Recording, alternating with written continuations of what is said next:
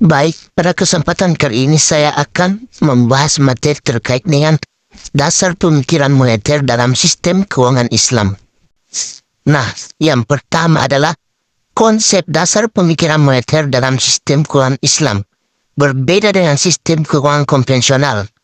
Dalam sistem keuangan Islam, uang hanya memiliki nilai jika digunakan untuk memenuhi kebutuhan manusia dan tidak boleh dijadikan sebagai komoditas yang diperjualbelikan.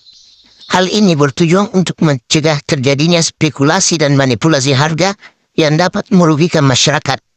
Selain itu, sistem keuangan Islam juga mengatur dan distribusi kekayaan secara adil dan menghindari terjadinya kesenjangan ekonomi yang besar antara individu maupun negara. Jadi, di dalam sistem keuangan konvensional, distribusi kekayaan lebih cenderung tidak adil dan seringkali terjadi penumpukan kekayaan pada sekelompok kecil orang. Nah, selanjutnya adalah fungsi uang dalam Islam.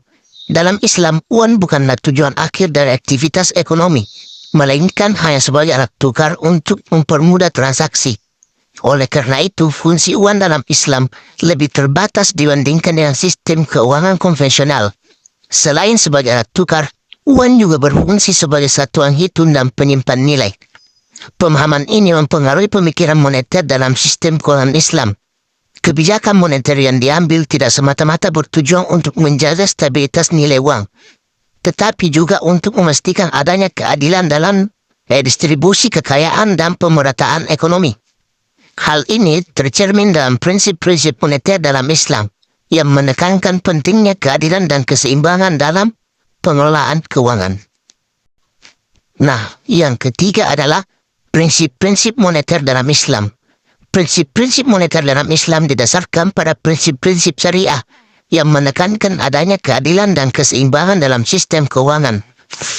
Salah satu prinsip utama adalah larangan riba atau bunga yang dianggap merugikan masyarakat dan melanggar prinsip keadilan.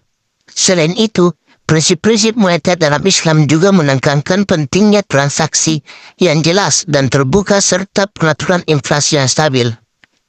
Dalam sistem keuangan konvensional, prinsip-prinsip moneter lebih berorientasi pada keuntungan dan pertumbuhan ekonomi, tanpa mempertimbangkan aspek-aspek moral dan etika. Bunga dan spekulasi seringkali menjadi bagian dari sistem keuangan ini, meskipun dapat merugikan masyarakat secara keseluruhan.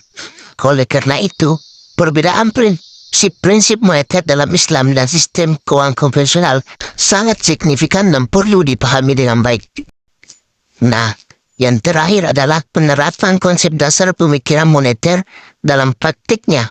Salah satu contoh penerapan konsep dasar pemikiran moneter dalam sistem keuangan Islam adalah penggunaan zakat sebagai instrumen pengendalian moneter. Nah, dalam sistem ini, zakat dihitung berdasarkan jumlah uang dan harta yang dimiliki oleh individu atau lembaga keuangan. Hal ini dapat mempengaruhi permintaan dan penawaran uang dalam perekonomian. Selain itu, negara-negara seperti Malaysia dan Brunei Darussalam telah berhasil menerapkan sistem keuangan Islam dalam praktiknya. Di Malaysia dan negara Malaysia telah memperkenalkan beberapa instrumen keuangan Islam seperti suku atau obligasi syariah dan produk wakalah, produk investasi. Sementara itu di Brunei Darussalam, Bank Islam Brunei Darussalam merupakan bank pertama yang sepenuhnya mengoperasikan sistem keuangan Islam. Nah, untuk kesimpulannya, teman-teman bisa baca sendiri di dalam video ini. Semoga teman-teman paham apa yang ada saya sampaikan di dalam video ini. Terima kasih.